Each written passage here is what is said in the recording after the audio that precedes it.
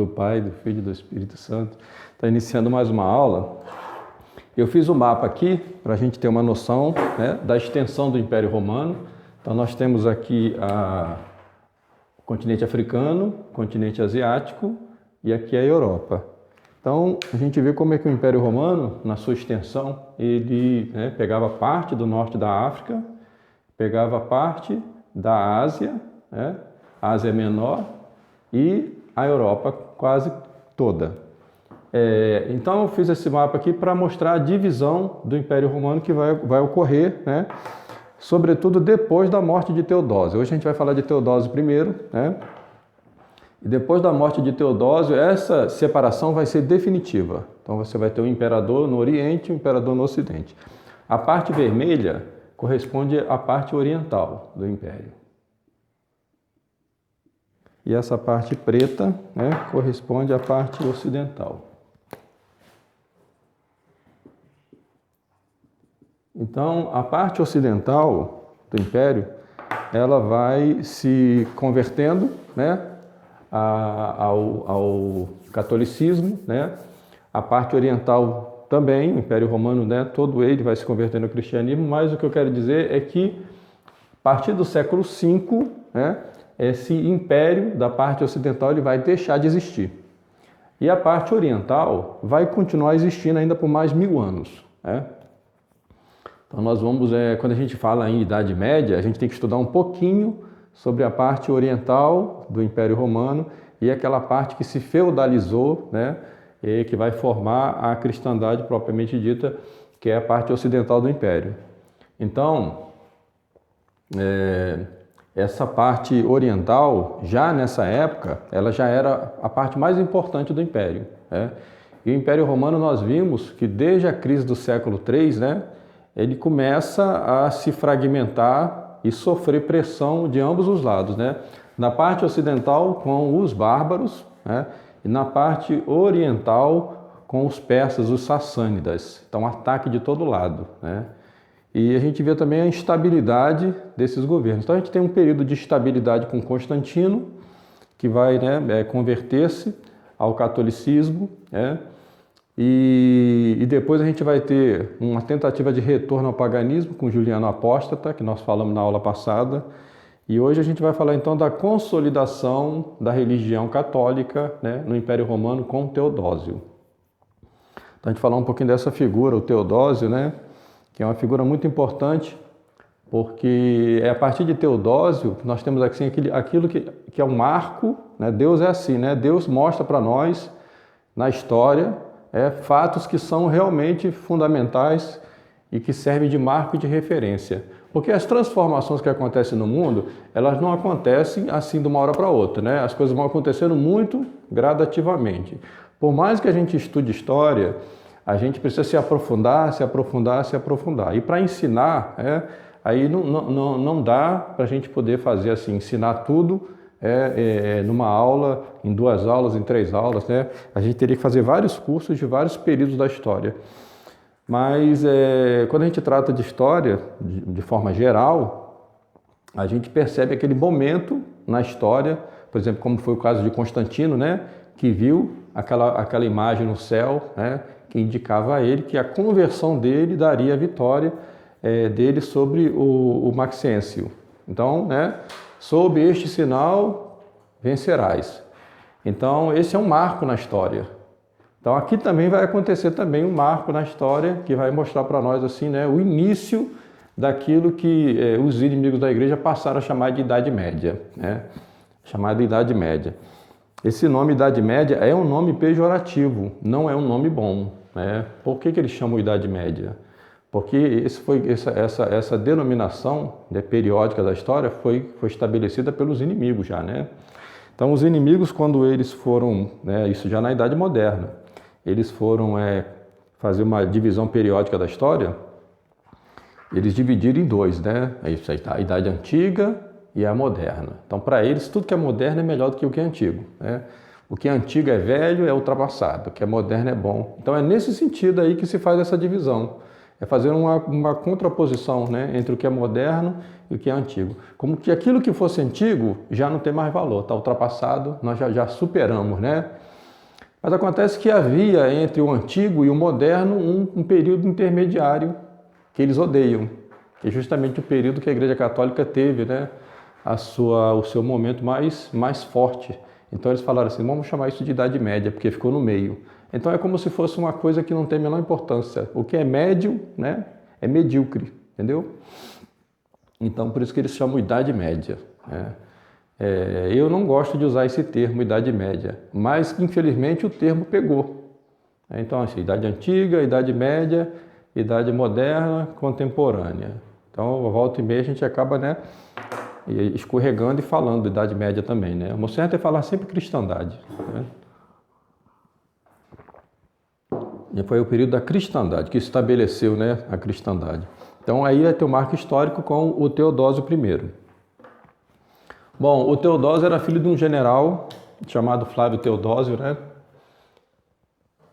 Na época desse general aí, estava, né, mesmo, como a gente sempre falou aqui, né, aquele período conturbado. Roma sempre foi assim, né? Período de estabilidade em Roma, né, era algo raro. Nós falamos aqui basicamente de três, quatro imperadores que teve estabilidade. Olha só, né? Aqui nós estamos no finalzinho, né, do século IV, então são quase 500 anos aí de história do Império Romano. Você veja só a quantidade de imperadores que teve, né? Então, de período de estabilidade foi com o primeiro, né, Otávio. Depois a gente vai ter um período de estabilidade com o Tibério, na época de nosso Senhor Jesus Cristo, né? Depois a gente vai ter outro só com agora esqueci o nome dele, né? E depois com o Constantino, né? Antonino Pio, né? Então, vamos lá, o Otávio Augusto, depois o Tibério, depois Antonino Pio e depois o Constantino. Esses quatro imperadores conseguiram ficar mais tempo, né? 50 anos, 40 anos governando. Os outros você via que ficavam um ano e meio, né? 2 anos, 3 anos no máximo, né?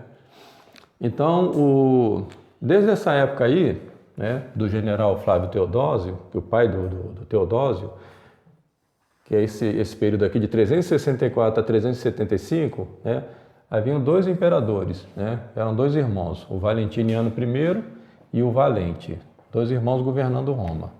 Um governava a parte oriental, o outro governava a parte ocidental. O Flávio Teodósio, né, ele teve uma participação muito importante, ele era um general, durante um episódio que aconteceu e que os historiadores, né, eles têm muito conflito Geralmente os historiadores modernos são muito maldosos, são muito maliciosos, né? Eles costumam distorcer os fatos e eles dizem que são os antigos que distorciam. Mas os antigos, né, eram testemunhas oculares. Eles não tinham muito comprometimento com a ideologia partidarista como tem os modernos, né? Então, por exemplo, né, esse fato aqui, ele foi descrito, né, pelo historiador Amiano Marcelino, que viveu na época, né? É chamada Grande Conspiração na Bretanha, a Grande Conspiração. Isso foi porque assim, para a gente entender, a gente tem que falar um pouquinho dos bárbaros. Eu vou deixar para falar dos bárbaros numa outra aula, né? Mas assim, de um modo geral, vou procurar resumir aqui um pouco disso para vocês hoje. Para os romanos, bárbaro era todo aquele que não falava latim e que estava fora das fronteiras do Império Romano. Então nós temos aqui, né, toda uma região romanizada, né? Alguns pontos bem mais civilizados, né? As cidades do norte da África, aqui do nordeste da África, né? Essa parte oriental do Império, né? E essa parte aqui central também do Império do Ocidente. Tinham áreas que ainda não estavam assim bem totalmente civilizadas, mas já haviam cidades também na Espanha, aqui na Gália. A Bretanha era sempre um problema, né? Então, haviam bárbaros, né? E os romanos chamavam de bárbaros, e tinham certa razão de chamar de bárbaro, que o bárbaro significaria aquilo que não é civilizado, né? Aquilo que não é civilizado.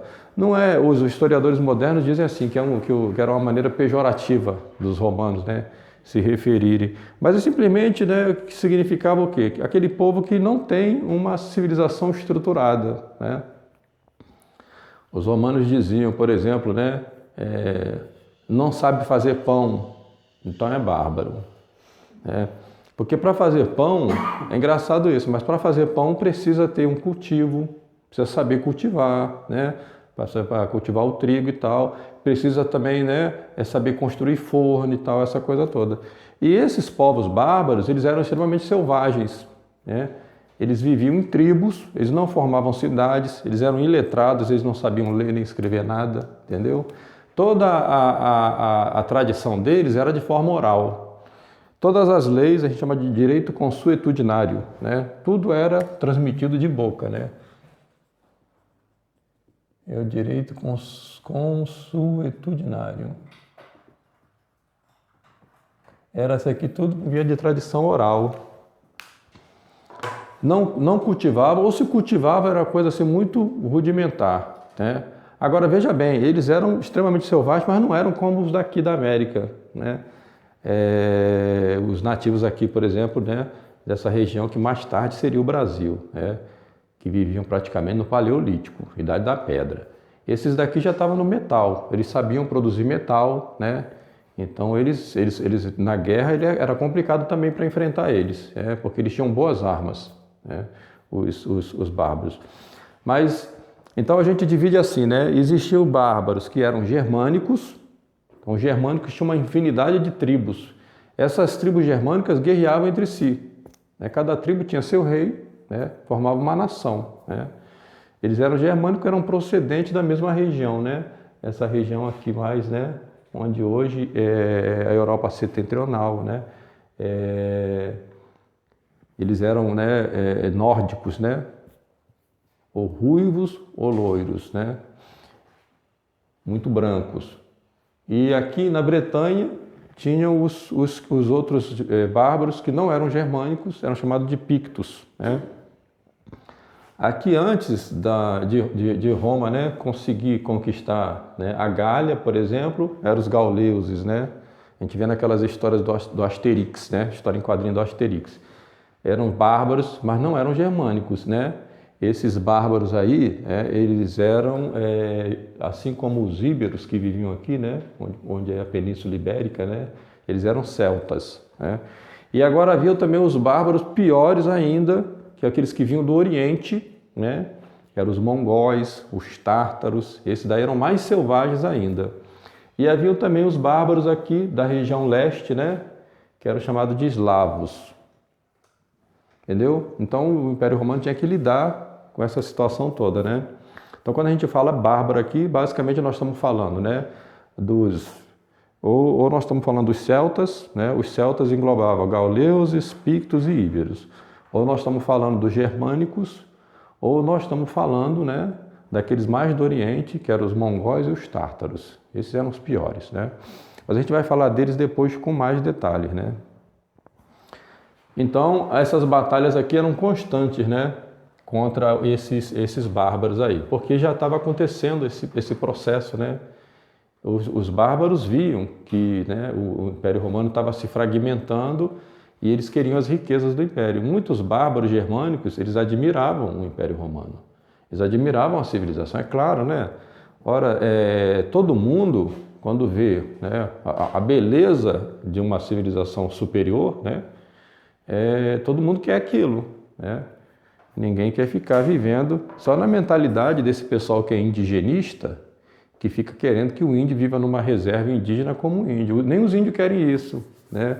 Os índios querem televisão, quer celular, quer tudo, lógico, entendeu? Aquele modo de vida selvagem, né, não é digno de um ser humano, né? É claro que tem que civilizar, né? A civilização é boa, né? A civilização é algo bom. Então, muitos bárbaros queriam civilizar, queriam adentrar o Império Romano. Essa vai ser mais ou menos a política do Teodósio. Teodósio vai começar a incorporar esses bárbaros, né? Bom, essa grande conspiração aí que aconteceu na qual, né, o Flávio Teodósio, pai do Teodósio, teve destaque, foi uma conspiração de bárbaros contra o Império Romano. Os bárbaros se uniram, né, para poder expulsar os romanos aqui da Bretanha. E estavam conseguindo. Então, por isso é que o Flávio Teodósio ele vai ter um destaque. Ele vai para essa região e lá ele vai conseguir controlar essa situação, né? Senão aqui, nessa época já, Roma teria perdido essa região da Bretanha aqui, né? E ele vai se destacar também em outras batalhas. Então ele vai ser muito admirado, vai ganhar muito prestígio. Só que quando a gente ganha muito prestígio, a gente também ganha muitos inimigos, né? Quanto mais prestígio você tem, mais inimigo você tem também. Então como é que vai ser o final do Flávio Teodósio? Os inimigos do Flávio Teodósio vão conseguir a condenação dele à morte. E ele vai morrer decapitado, né? Mas vai deixar o filho, né? O Teodósio, que seguiu os passos do pai. Porque nessas batalhas aqui na Bretanha, o Teodósio, filho, que mais tarde vai ser o imperador, Teodósio I, ele vai ajudar o pai. Ele vai ter destaque também. Então, nessa época eu dizia, né? Eram dois imperadores, né? O Valentiniano I e o Valente, né? O Valentiniano, ele vai morrer em 375, né? E aí ele vai subir, né? Lembra daquela pirâmide que a gente fazia, né? Do Augusto, César, né? Então aí morrendo o imperador, né, ele vai ser sucedido pelos filhos. Ele antes de morrer, né? Ele vai deixar como herdeiro do trono esses dois filhos deles, o Valentiniano II e o Graciano. Esses daí vão governar a parte ocidental, né? Porque a parte oriental, quem estava governando era o Valente. Tá certo? Vamos manter fixo aí para a gente não se perder com a confusão, né? Então lá, o Valentiniano I governava a parte ocidental e a parte oriental era governada pelo Valente, né? O Valentiniano I morre e aí seus dois filhos vão passar a governar a parte ocidental. O Valente continua no Oriente. E o Valente, apesar de ter esse nome de Valente, né? Ele vai sofrer uma derrota estrondosa da Batalha de Adrianópolis, né?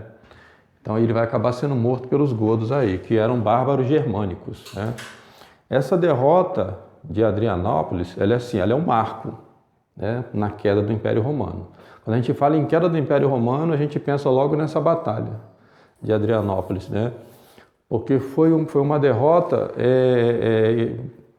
de certa forma, né, o Império Romano, o exército romano sempre se baseou na infantaria.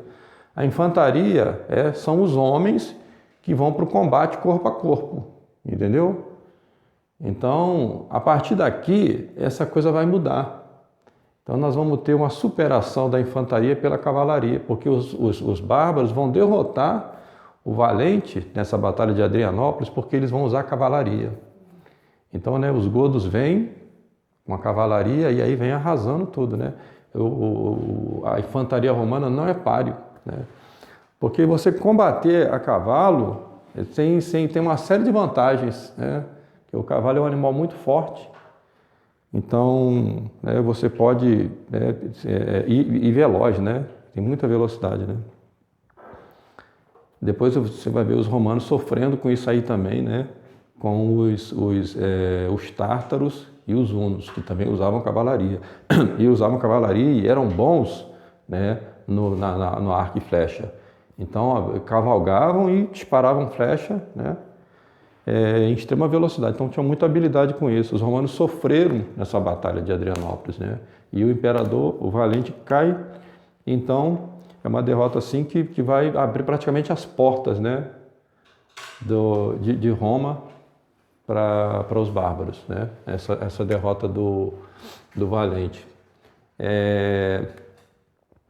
A grande catástrofe, né, de Adrianópolis é chamada assim, né? Com a morte do Valente, né, o Graciano, que era, né, herdeiro de Valentiniano I no Ocidente, né, o Graciano, ele vai nomear o Teodósio filho. Aqui começa a história do grande imperador Teodósio, né? Ele vai virar co-imperador no Oriente. Isso aqui vai acontecer no ano 378, né? Então, isso depois, eu botei aqui na sequência aqui, mas é invertido, né? Na verdade, a Batalha de Adrianópolis, quando morre o Valente, É no mesmo ano, mas aconteceu antes, né? Depois é que, com a morte do Valente, é que o Teodósio vai virar co-imperador no Oriente. Vai acontecer uma rebelião no Ocidente, né? Uma rebelião de generais, e vão assassinar o Graciano. Então, o Graciano morre no ano de 383. Né? Aqui 5 anos depois, né? De que o Teodósio já era co-imperador no Oriente. Então, o Teodósio, aí é que vai acontecer, né, esse que vai ser o marco da divisão do Império, né, do Império Romano, né, vai ser com a dinastia teodosiana. Então, Teodósio tinha 3 filhos, né, dois homens e uma mulher. Os 2 filhos dele, o mais velho, o Arcádio, né, ele vai nomear como co-augusto lá do Oriente, para substituir o Valente que tinha morrido. E o Teodósio vai lutar, vai para lá para o Oriente, né, lutando para poder derrotar os godos, né, essa união de bárbaros também. E depois, o outro filho, né, do Valentiniano, que era o Valentiniano II, vai morrer também. Então, o Valentiniano II, ele morre em 392, né? Então, aí, quando ele morre em 392, o Teodósio, né, que era o imperador lá no Oriente, ele também vai virar imperador do Ocidente.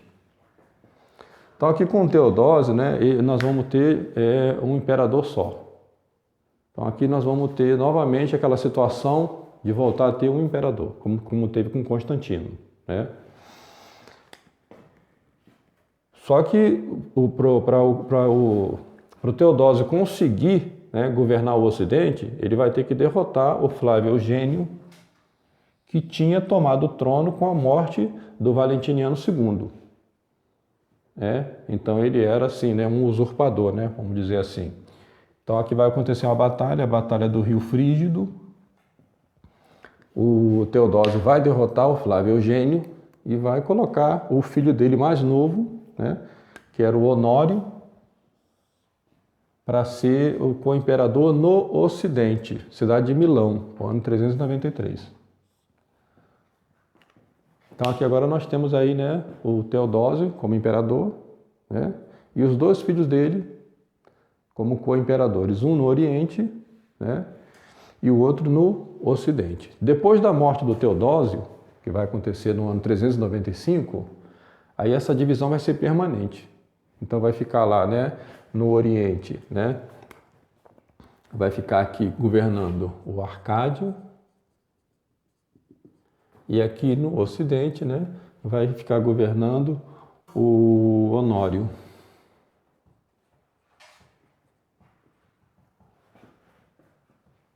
Aí nas próximas aulas a gente vai falando um pouquinho dessa parte oriental que vai se chamar Império Bizantino. Aí é dessa divisão também do Império Romano, né? Primeiro, né, nessa questão política, não na questão religiosa. Aqui, né, nós vamos ver que Constantino ele vai acabar com a perseguição, mas vai ser Teodósio que vai instituir a religião católica, tá certo? Como a religião de todo o Império Romano. E vai acabar com todo o paganismo. Então ele vai colocar a religião oficial do Estado, o catolicismo. Então aqui nós vamos ter, né, um fato muito importante, né, que é o catolicismo como religião de todo o Império. Aí vai acontecer o contrário, né? As outras religiões é que são proibidas. Entendeu? Então aqui não vai ter tolerância nenhuma com falsa religião. Aqui só vai ter vez para a religião verdadeira, a religião revelada por Deus, né? A religião de nosso Senhor Jesus Cristo, né? A Igreja Católica. Então isso aqui vai ser uma grande, né? Um grande momento na história da Igreja Católica. Agora, os inimigos da Igreja dizem assim, né? Que o que prevaleceu aqui foi, né, a Igreja de Nicéia. Olha só a história que eles contam, né? Porque eles vão dizer o seguinte, né? Nessa época aqui, existia um cristianismo, né? Parte desse cristianismo aderiu ao credo de Nicéia, que nós vimos naquela aula do Constantino, né? Por causa da heresia ariana, né? Que negava a divindade de nosso Senhor Jesus Cristo. e parte do Império continuou ariano, né? Então o Teodósio, ele vai fazer o quê? Ele vai estabelecer uma unidade, porque a heresia ariana foi condenada pela igreja, né? Foi condenada pela igreja, embora muitos, né, bárbaros germânicos aderiram a ela, né? Mas a fé da igreja é a fé do Concílio de Nicéia, do Credo de Nicéia, fim de papo, entendeu? Então não é que existia uma igreja de Nicéia e uma outra aqui, não. A outra era herética, né? Igreja mesmo, a igreja de Nosso Senhor Jesus Cristo, a mesma igreja, né, fundada por Nosso Senhor Jesus Cristo, a igreja católica, né? Simplesmente aqui, nesse momento, ela vai se tornar, então, a religião oficial do Estado romano. E mais tarde, né, vai acontecer o cisma do Oriente, que eu vou contar numa outra aula, né? É quando essa parte oriental aqui vai, porque toda a heresia, ela vai conduzindo para o cisma. Vai conduzindo para o cisma. O que é o cisma? O cisma é uma pretensão de liberdade, de autonomia, de separação, né? Então, vai chegar um ponto que o Oriente não vai querer se submeter mais ao Papa em Roma. Por isso que o pessoal usa aquela expressão, fulano de tal cismou. Cismou. Quando está cismado, uma pessoa cismada é uma pessoa que está dividida. É um problema. Ela já não sabe o que ela quer. Ela está entre uma coisa, está entre a outra, sabe? Esse cisma é os ortodoxos? Então, daí que vai vir, essa aqui é a origem dos ortodoxos, né? Por que são chamados de ortodoxos? Eu não sei, porque eles não são ortodoxos, eles são heterodoxos, que a ortodoxia ficou em Roma, não com eles, né? O que vai acontecer aqui é chamado Césaropapismo, vai ter uma igreja de Estado aqui subordinada, né, ao imperador, né? Ao imperador do Império Oriental. Ou seja, eles recusam a autoridade da igreja. Exato, e se submete à autoridade civil. Exatamente. Aqui no Ocidente vai acontecer o contrário com Teodósio, entendeu? Então Teodósio vai publicar lá, né, no ano de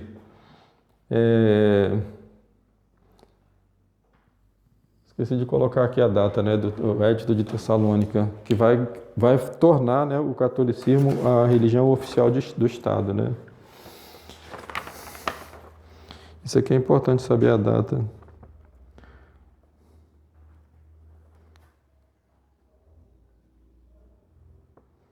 Onde é que nós estamos aqui?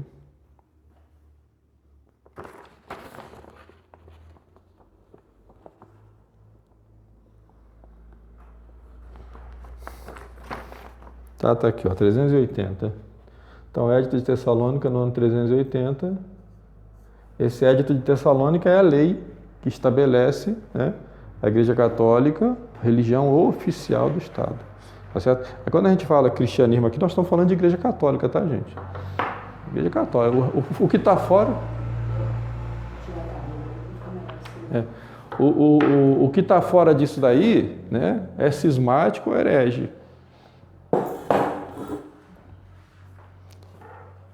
Nós estamos falando já de Igreja Católica, né? Então, Édito de Tessalônica, né, Tessalônica na Grécia. E depois, né, vai acontecer esse chamado Massacre de Tessalônica. Então, eu vou contar para vocês essa história aí, para a gente entender o que aconteceu, né? O Teodósio, como o catolicismo virou, né, a religião oficial do Estado, né, é evidente que toda a Igreja Católica, né, toda a lei eclesiástica, ela é fundamentada na lei de Deus, né? Ela tem seus fundamentos a partir da lei de Deus. E o que o Teodósio faz? O Teodósio vai fazer com que as leis do Estado estejam de acordo com as leis eclesiásticas, porque as leis eclesiásticas, elas, né, emanam diretamente das leis de Deus, né? Então, é como o sol que irradia, né, a sua luz, né? A lua, né, reflete essa luz para o mundo, né? A noite é trevas, né? Mas a luz que a lua reflete do sol, ela ilumina a terra também. Então, é como a igreja, né? Então, a igreja e o Estado, né? Então, o Estado precisa da luz da igreja, porque a igreja é a luz, né, da lei de Deus. Então, isso que acontece com o Teodósio. Então, todas aquelas práticas, né, que são contrárias à lei de Deus, é claro que, né, vão ser proibidas, né? Então, aqui que entra a questão, né, desse chamado massacre, né, de Tessalônica, né? Então, o Teodósio I, ele vai punir, né, com a pena de morte esse pecado contra a natureza, que é o pecado que hoje é chamado, né, de homossexualismo e tal, né? Que não é um termo bom, né? Na época era chamado de pederastia, né? A palavra grega, né? Vem de eros, né? De erótico e tal. Eu vou explicar isso com mais detalhe daqui a pouquinho. Então, o Teodósio, ele tinha feito uma política que também não era uma coisa originária dele, já era feita antes já, né? Desde a época da República. Quando os bárbaros, porque muitos bárbaros admiravam o Império Romano e queriam adentrar o Império Romano e fazer parte, né? Nós vimos que nós tivemos já uma época que teve até imperador bárbaro, né? Então, esses bárbaros que se associavam ao Império Romano, eles eram chamados de federados, né? Federados, vem da palavra latina fedus, né? É daí que vai vir o termo federação, né? Por exemplo, o Brasil é uma república federalista, né? Os Estados Unidos também, né? Os estados, né, representam uma federação, são associações, né, que compõem um todo, né? E daí também que vai vir a palavra feudo, que nós vamos falar depois, né? Então, os germânicos que queriam fazer parte do Império Romano, eles poderiam fazer parte, né, ou se incorporando ao Império Romano plenamente, né, e tendo cidadania romana, ou mantendo suas características, mas como tribos, né, associando-se ao exército romano. Esses eram chamados de federados, né, eram os federados. Então, isso já existia desde a época da República, né? Por exemplo, né, os francos, eles foram federados na época de Juliano o Apóstata, né? E com o Teodósio, né, isso vai acontecer com mais frequência. Então vamos ter muitos bárbaros, né, federados, que vão ser generais no exército romano. Bom, um desses generais, que era gótico, né, era dos godos, ele vai cumprir a lei do Teodósio e vai prender, né, um sujeito que praticava essas coisas, né? E esse sujeito, na época, era muito popular, né? Lá na Grécia, né? Em Tessalônica, porque tinha jogos, né? Chamava de circo, né? Os jogos eram chamados de circo, né? É o grande entretenimento. E então tinham corridas de cavalos, corridas de bigas, né? Ele podia conduzir 3 cavalos, 4 cavalos. Ele era um comandante desse de carro de 4 cavalos, né? E esse cara era assim, vamos dizer assim, como se fosse uma espécie de Pelé, né? O pessoal de hoje nem sabe mais quem é Pelé, né? Vamos falar do Neymar, vamos falar do Neymar, né? É uma espécie de Neymar. Mais ou menos como um Messi, um Cristiano Ronaldo. E de modo que apesar de praticar essas coisas, mas aí esse general que era godo, né? Ele prende esse cara. E aí a população daquela região vai fazer uma revolta, justamente por quê? Porque o cara era um astro, né? Um tipo do Neymar assim, né? E também porque esse general que prendeu ele era godo. Eles não gostavam dos bárbaros. Então eles vão lá invadir a prisão que o cara estava, soltar o cara e vão matar o general, né? Vão matar o general. É Buterico o nome desse general, escrevi aqui para vocês, né?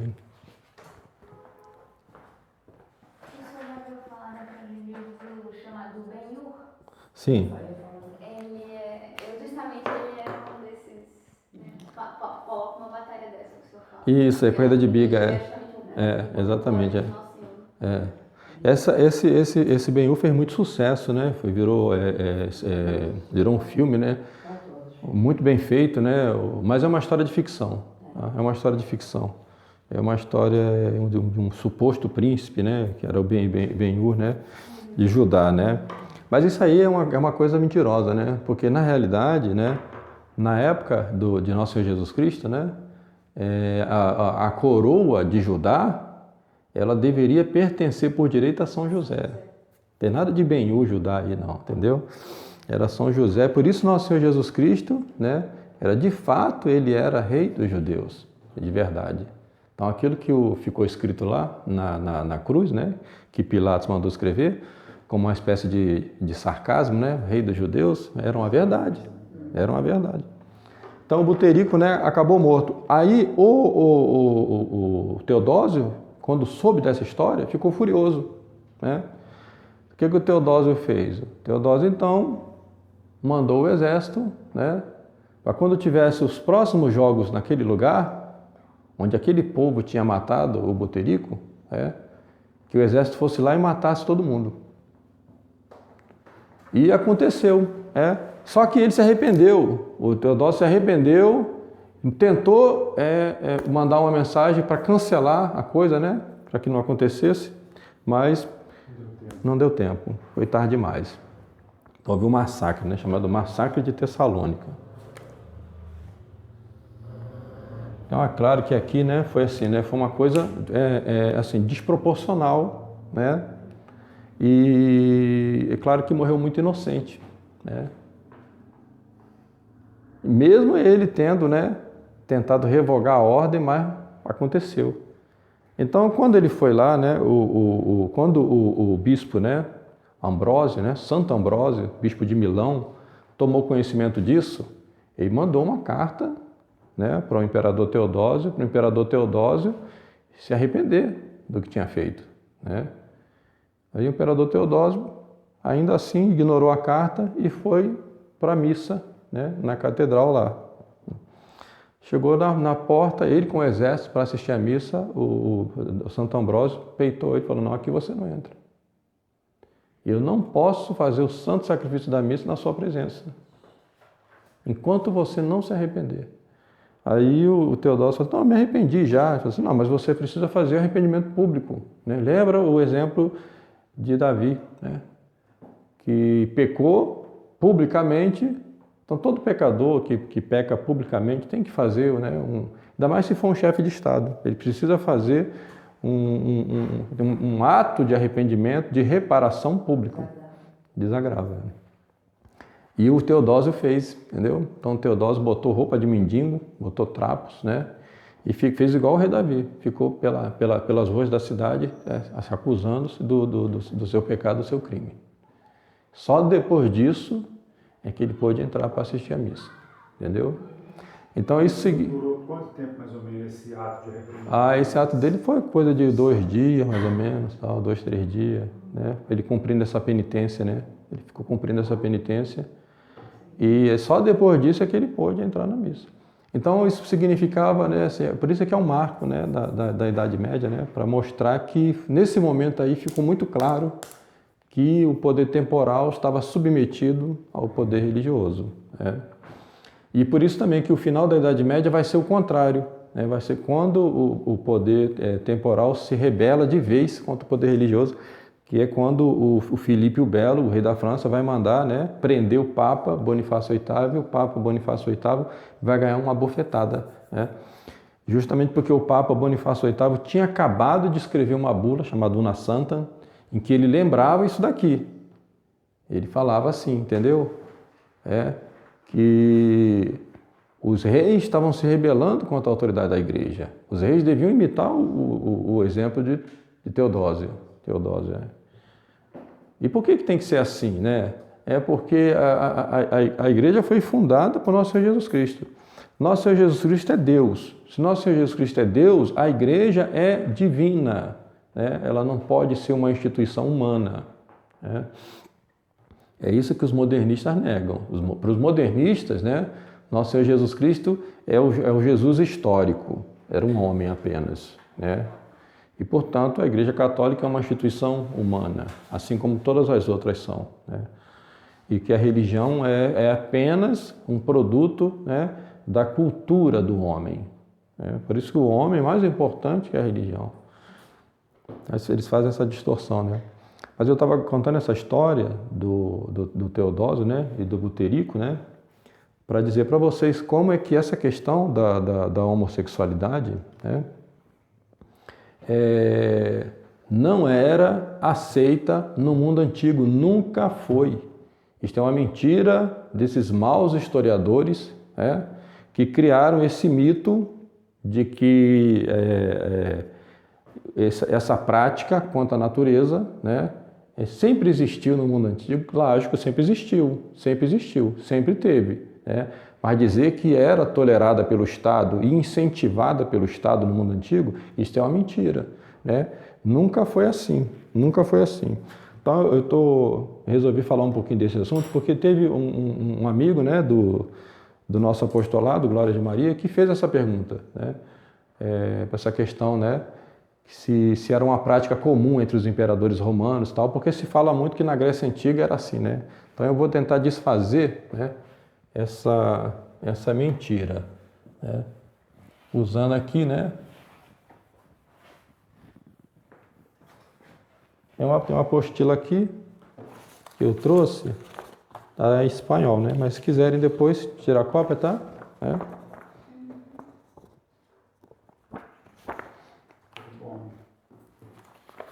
Então vamos ver primeiro, né, as origens, né, dessa mentira, né? Essa mentira de que havia, né,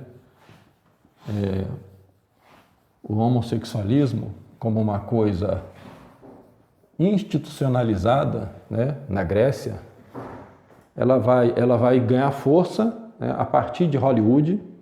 Então, muito cuidado com os filmes de Hollywood, tá, gente? Muito cuidado, porque você tem que saber quem são os autores disso daí, né? Aquele Oliver Stone, né, que é filho de um desses banqueiros de Wall Street, né?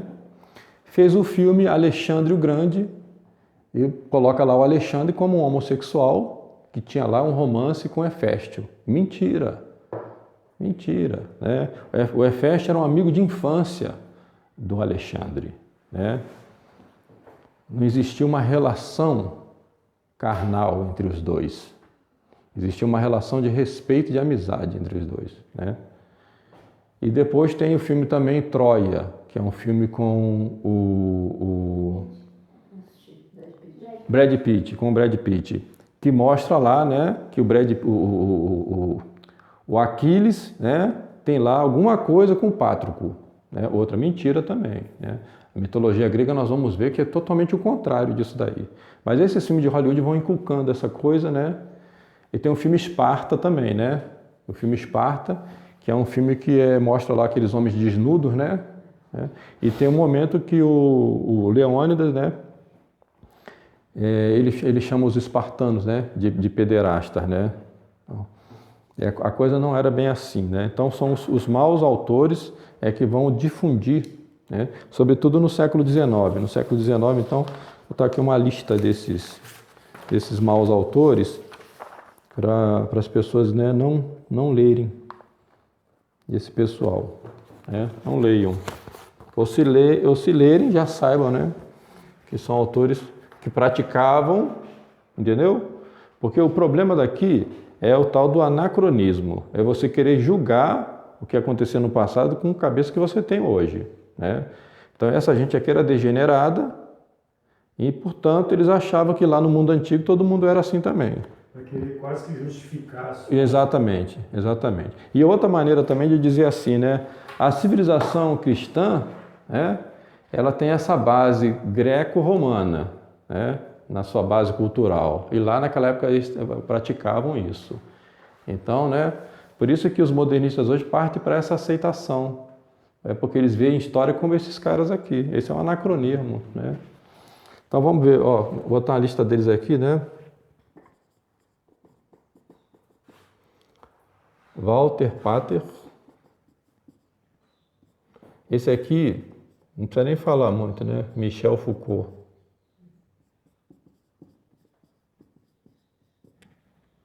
Esse aqui se banhava de sangue, né? E depois que morreu de AIDS, né? Depois eu vou falar da AIDS aqui, você vai ver que a coisa está profundamente ligada. Ele, sabendo que estava, né, com o vírus, e ele passava, transmitia para os outros.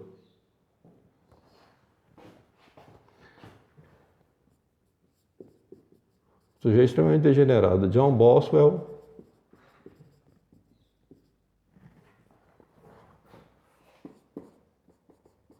John Winkler.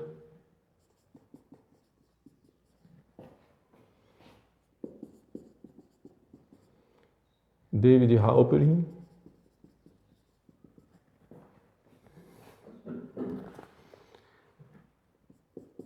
Kenneth.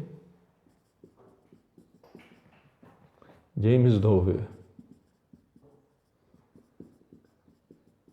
É a partir desses autores aqui que realmente a coisa vai começar a se criar no imaginário dos outros historiadores e vai pegar, sobretudo depois da Revolução Hippie, né, de que na Grécia Antiga e em Roma Antiga predominava esse tipo de prática contra a natureza, né? Então, por exemplo, o Walter Parker, né, ele foi professor lá em Oxford e um de seus alunos era o Oscar Wilde.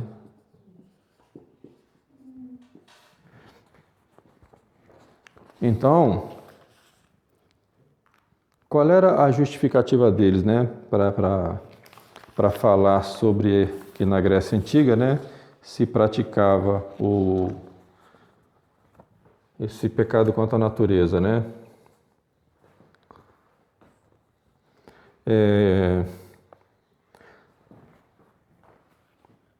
São 3 pontos aqui, né? 3, 4 pontos. O primeiro ponto é dizer o seguinte: nós vimos, né, que a sociedade greco-romana era uma sociedade patriarcal, né? Os laços mais profundos de amizade se davam entre os homens, já que as mulheres, né, elas eram sempre relegadas, né, a um segundo plano. É a Igreja Católica que vai dar a dignidade verdadeira da mulher, assim como a Igreja Católica, né? Não com o mundo moderno. O mundo moderno degenerou a mulher, né? No mundo antigo a mulher não era degenerada como é hoje. A mulher ela tinha um papel secundário, né? E menos em Esparta, né, a mulher tinha um papel de mais destaque, né? Mas geralmente nas outras polis, né, a mulher tinha um papel mais secundário. Então a relação que existia entre os homens era uma relação, né, mais profunda. Mas aqui a gente precisa fazer a distinção entre, né, a questão do amor, né? Porque os gregos, quando falam em amor, eles não usavam a mesma palavra. Existiam palavras, porque existem tipos diferentes, né? Então, quando a gente fala amor, essa palavra pode significar um monte de coisa, né? Então, entre os gregos, né, existia uma distinção muito clara entre o que era o amor platônico, né, e o amor erótico. É o que vem de Eros, né? O Cupido para os romanos, né? Ora, o amor platônico é o amor, porque para Platão, né, o mundo das ideias, aquilo que está mais elevado, né? Então, o amor platônico é aquele amor que não é carnal. É, por exemplo, o amor que um pai tem pelo filho, né? O amor carnal, né, propriamente dito, é o erótico. Então, os gregos tinham essa separação muito clara, entendeu? O que esses autores fazem? Eles misturam isso aqui tudo. Então, onde é o amor platônico, eles dizem que é amor carnal, né? Então, entre os gregos, né, haviam, né, os mestres, né, e os romanos também, a sociedade greco-romana era assim. Existiam os mestres, existiam os aprendizes, os alunos, né? Então, é natural que houvesse, né, uma uma relação de respeito, né, de amor platônico. Porque o aprendiz ele tem que ter uma admiração por aquele com quem ele aprende, né? Agora, daí a dizer que havia uma relação carnal, né, uma pedofilia, é uma distância muito grande, né? É uma distância muito grande. Então, eles vão se aproveitar disso daí, né? Outra coisa que eles vão dizer, né, é que a sociedade grega dava muito valor à forma física masculina, né, sobretudo na juventude, né? A sociedade de hoje é a mesma coisa, né? A sociedade de hoje é igual, é a mesma coisa, dá muito valor também à forma física. Por exemplo, né, as mulheres têm que ter um padrão de beleza, né? Mas isso não faz com que todas as mulheres sejam lésbicas, né? Não é porque existia um padrão de beleza para o homem no mundo grego que fazia todo homem ser homossexual, né? É uma forçação de barra, né? Então havia esse vínculo, né, de amizade também, né, entre os homens na questão também das guerras, né? Porque eles eram companheiros de batalha, né? Então, no vocábulo grego existia, né, o Erastes era o iniciador, aquele que ensinava, né? E existia o Herômeno,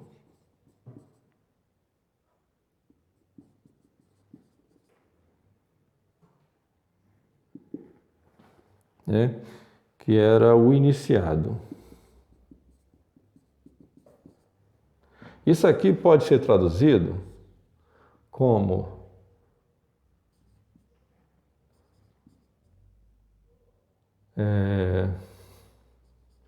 amante, amado. Mas no sentido do amor platônico, não no sentido do amor erótico. Tá entendendo? Então, quando fala amante amado, se eu escrevo alguma coisa hoje, né, usando esses termos, né, automaticamente a gente já vai pensar na questão, a gente não vai pensar nesse amor platônico. Entendeu? Por quê? Porque a nossa cabeça já está deformada a um tal ponto que a gente não faz essa distinção mais aqui. Então, né, este amor que existia entre o aprendiz e o seu mestre, né, entre aquele que era lá o general e o seu comandado, né, ou seja, né, amante, amado, não é carnal, é uma coisa de admiração, de respeito, né, porque você sabe que nesse você pode confiar, nesse você pode, né, se espelhar, né, é um exemplo para você, não tem nada a ver com... Agora, nós vamos ver como é que os gregos se referiam, por isso que eu não queria as crianças aqui, né? A gente vê como é que os gregos se referiam a isso daí, esse pecado, né, contra a natureza. Como é que eram chamados? Porque sempre teve, né? Pessoas assim, né? Não é uma coisa da nossa época, né? Sempre teve, né? Então lá, o vocábulo grego agora. É bom vocês anotarem aí.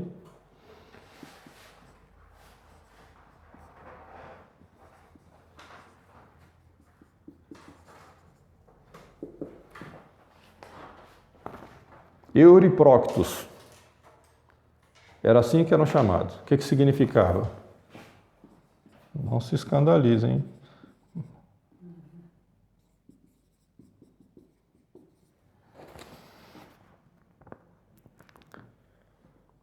Outra designação.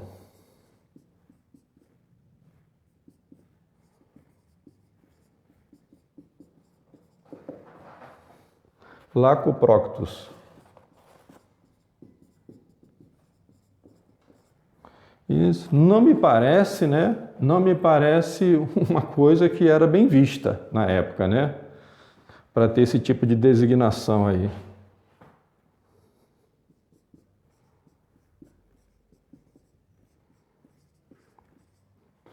Catapigon, Cataproctos,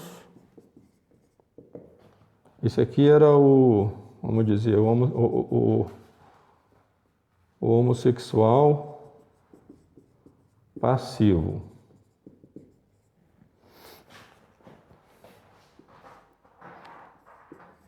E o arsenocoitas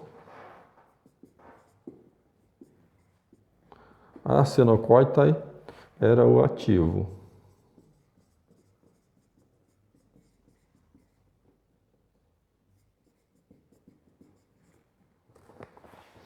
Maricas, palavra grega. O que quer dizer? O que salta em cima e embaixo.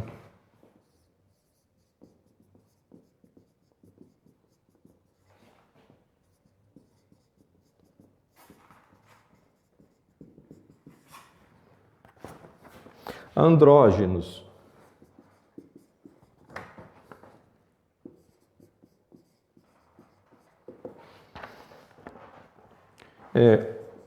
Homem, mulher. Afeminado. Maricas.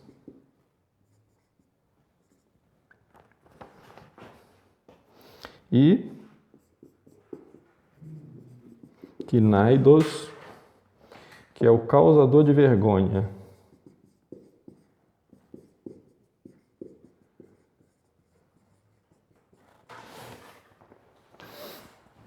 Então não me parece, né, por esses termos aí, que isso era uma coisa bem vista lá, né?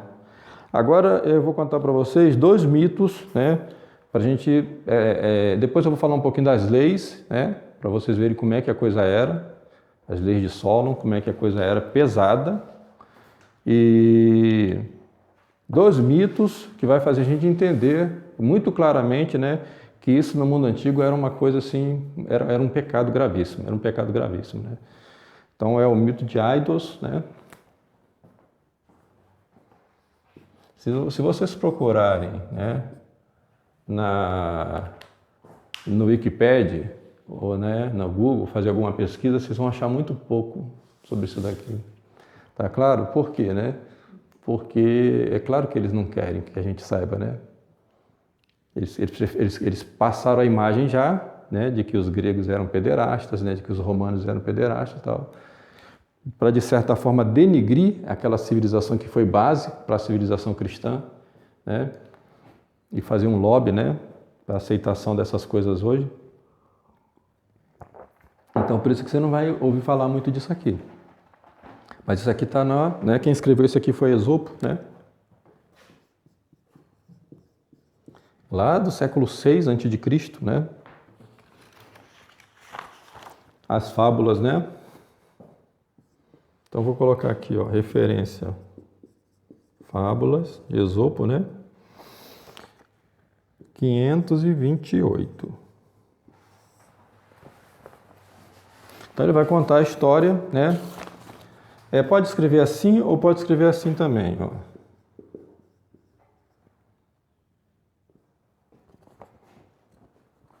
Então, a Aidos era a deusa do pudor, né?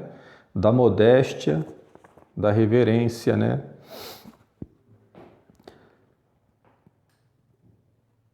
Quando os deuses criaram os homens, aqui falando do mito, né? Preste atenção. Quando os deuses criaram o homem, né?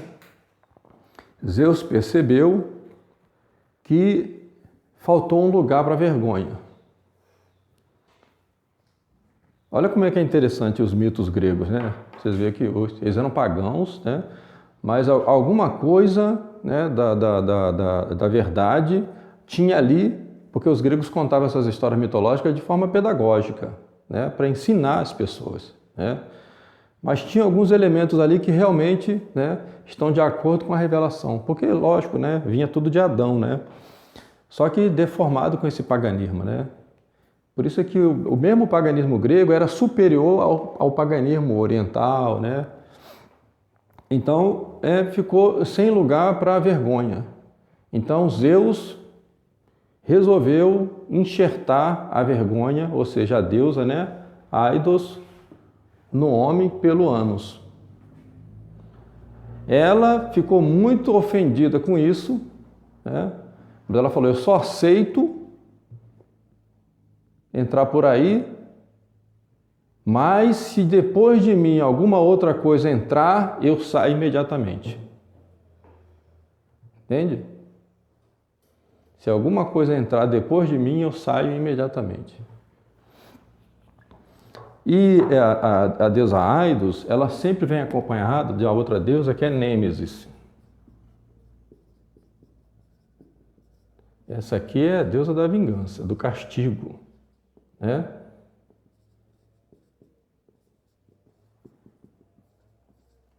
Então, quando Aidos sai, por causa da vergonha, ela é a vergonha, ela é o pudor. Quando ela vai embora, quando a pessoa perde isso, vem o castigo, vem a vingança, que é Nêmesis. Olha que interessante, né? Então, existe, né? Vocês todos conhecem a história de Édipo, né? Édipo rei. Porque os gregos contavam isso também em forma de teatro. Eles faziam teatro e eles contavam, né? De forma pedagógica. O teatro era uma espécie de escola. Então, todas essas peças teatrais, elas tinham, né, uma lição, uma moral para se tirar, né? Então, veja bem, né? Essa história do Édipo rei começa com o pai dele, chamado Laio. Era o rei, né, de Tebas. Quando ele era rapaz, antes dele assumir o trono, né, os primos dele fizeram uma rebelião contra ele e ele teve que fugir, né? Ele vai fugir para um reino vizinho, né? E lá ele vai ser muito bem recebido pelo rei, né?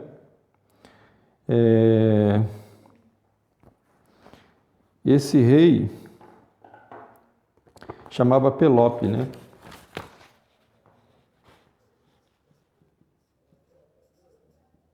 Aqui o rei Pelope, né, recebe o Laio, que era rei de Tebas que estava fugindo, né? E por isso que aquela região aqui, né, onde ficava Esparta, é chamada Peloponeso, né? Por causa do rei Pelope. Esse rei tinha um filho, um rapazinho, né? Chamado Crisipo.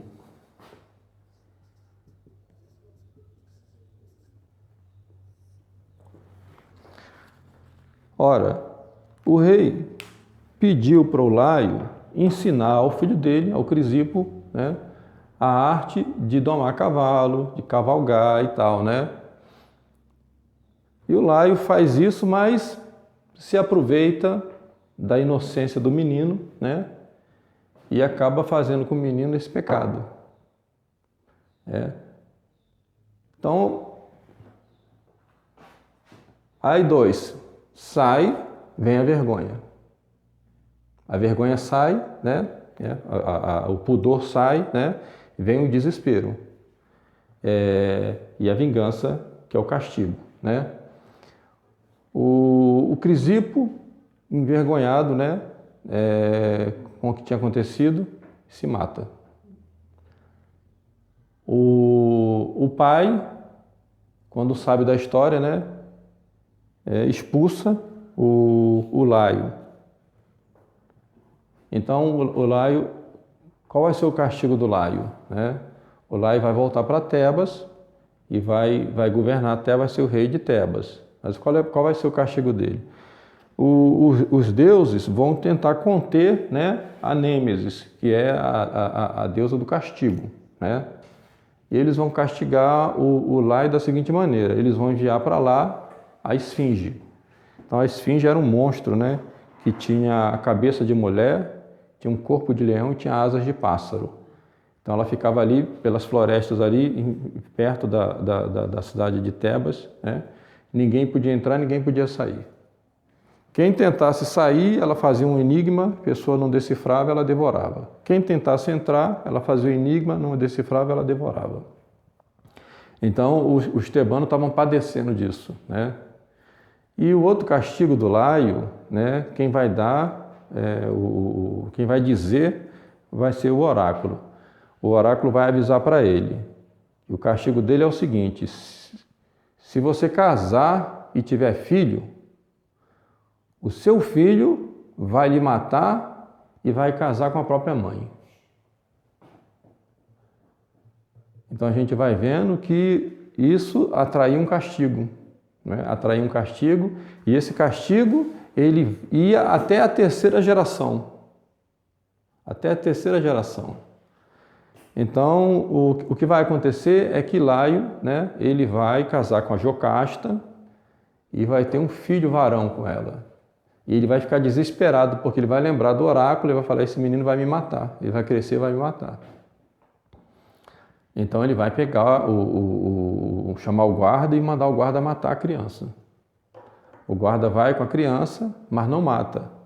O guarda pendura ela pelos pés numa árvore lá no meio do mato. O Édipo, né? Por isso que é chamado de Édipo. Édipo quer dizer pé inchado, né? Pé ferido, né? Porque os pés dele ficaram machucados. Ele ficou pendurado. Vinha passando por ali um rei de um outro reino, cuja mulher não podia ter filho, e a mulher tinha pedido aos deuses, né, um filho, varão, e aí quando ele vê aquela criança abandonada lá, ele pensa que é um presente dos deuses, ele leva e cria o Édipo como se o Édipo fosse um príncipe. Então o Édipo vai ser criado num outro reino como príncipe. Vai crescer e vai se cumprir o que disse o oráculo, né? Ele, numa viagem dessa, ele vai trombar com o pai, né? Ele vai trombar na carruagem, a carruagem vai capotar, né? A carruagem que trazia o rei, o Laio. O Laio vai sair, puxar a espada e eles vão se enfrentar e o Édipo mata ele. Aí se cumpre a profecia, o filho matou o pai. Depois o Édipo é que vai libertar a cidade de Tebas da Esfinge, né? Aquela famosa história que a Esfinge faz a pergunta para ele, propõe um enigma, né? Porque Esfinge quer dizer isso, né? Enigma. E ela pergunta para ele qual é o animal que ao amanhecer tem 4 pernas, durante o dia tem 2 pernas e ao final do dia tem 3. Aí ele vai responder que é o homem. Aí a Esfinge vai, né? A primeira pessoa que consegue responder o enigma, né? Que o homem, né, na sua aurora, ele não sabe andar, então ele fica engateando. Depois, na maturidade, ele anda sobre as 2 pernas. E na velhice, ele precisa ter uma bengala para se apoiar. Então, aí a Esfinge se precipita do abismo e ele liberta a cidade, é recebido como herói, e aí casa com a própria mãe, com a Jocasta, né, sem saber que é a mãe dele. E vai ter filhos com ela, né, vai ter 2 filhos com ela. Quando ele descobre isso, e aí vai ser o oráculo que vai dizer para ele, né? Porque ele vai dizer para o oráculo que como é que você pode saber das coisas se você é cego? Aí o oráculo diz para eles: eu sou cego, mas enxergo melhor do que você, porque você matou seu pai e está casado com a sua mãe. Aí ele fica desesperado e arranca os olhos, né? O Édipo. Por isso que é tragédia, né? No teatro grego era tragédia e comédia. Tragédia era assim, né? Morria todo mundo, né? Ele arranca os olhos, a Jocasta se enforca e os 2 filhos se matam num combate. Os 2 filhos deles. Quer dizer, tudo isso, né, por causa do pecado do Laio. Então, se os gregos ensinavam isso, né, é porque a coisa não era... a coisa não era aceita, né? A coisa era muito mal vista, era tida como um pecado e pior, né? Que atraía, né? Era um pecado que fazia com que a pessoa que praticasse isso perdesse a vergonha, né? E atraía um castigo, a ira dos deuses, atraía um castigo que podia atingir até a 3ª geração. Entende? Então, citando aqui algumas leis, né, contra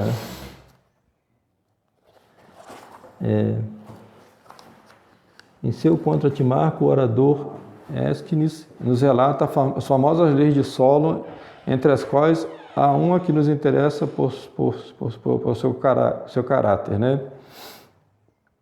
Se algum ateniense deitar-se em companhia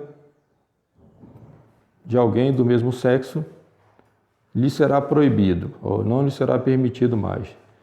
Desempenhar papel de sacerdote. Então, pederasta não pode ser sacerdote. Atuar como magistrado do Estado. Funcionário público não podia. Desempenhar cargo público algum, nem em lugar, nem no seu próprio lugar, nem no estrangeiro. Ou, nem que seja por eleição ou por sorteio. Se a pessoa praticar isso, não pode. Ser mandado como arauto, proibido. Tomar parte em debates, proibido. Estar presente no sacrifício público, proibido. Entrar nos limites de um espaço que tenha sido purificado para a congregação do povo, proibido. Olha a situação, hein? Pois é. Se alguém que ha praticado essas atividades sexuais ilegais, como as descritas, e exerce ainda uma dessas atividades, será executado. Porém, a gente vê que desde a antiguidade, essas coisas sempre existiram, sempre foi praticado, né? Mas no mundo grego, no mundo romano, eram coisas que eram muito mal vistas e eram tidas assim como, né, pecaminosas. E olha que eles eram pagãos, tá? Entendeu? Então, assim, né, o imperador que praticava isso em Roma teve, né? Por exemplo, talvez o caso de Adriano, que seja o caso mais notório, mas era uma exceção, entendeu? Era uma exceção. Todos esses exemplos que eu dei aqui, né? Por exemplo, do Alexandre, né? do Hefesto, eram homens que tinham mulheres. Tinham mulheres, né? Essa questão do beijo também que eles falam, né? Tem um episódio do Alexandre que ele dá um beijo num rapaz que tinha vencido um concurso lá, né? Mas é um beijo no rosto. Era um costume na época, né? Fazer isso, né? Você dava um beijo no rosto. Então, se você pega uma pessoa que deu um beijo no rosto da outra e toma isso como né? Beijo na mão, né? Beijo na mão sempre teve, né? Os reis beijam a mão do rei, beijavam as vestes reais, né? A gente beija o anel do bispo e tal, né?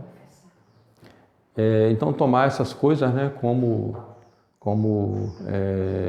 para endossar, né, essas práticas hoje, né, é um absurdo e um anacronismo. Né? Então e para dizer também o seguinte, né, entre as divindades gregas, né, o panteão grego, todos os deuses tinham suas relações com mulheres. Nunca você vai achar no panteão grego, né, uma menção a esse tipo de coisa. Né? Nunca. Você pode ver alguma coisa nos sátiros, tá certo? Mas os sátiros eram representações demoníacas, né? De todo tipo de perversidade. Por isso é que os sátiros são representados como homem-bode. É metade bode, metade humano. Entendeu? Aí o sátiro representava, né, justamente isso, essa perversão. Agora, no panteão de deuses, não. Tudo normal. Né? Tudo normal. Então é só para a gente ver como é que o mundo moderno está tão perdido, né? Com tanta mentira que se difunde. Bom, em nome do Pai, do Filho e do Espírito Santo.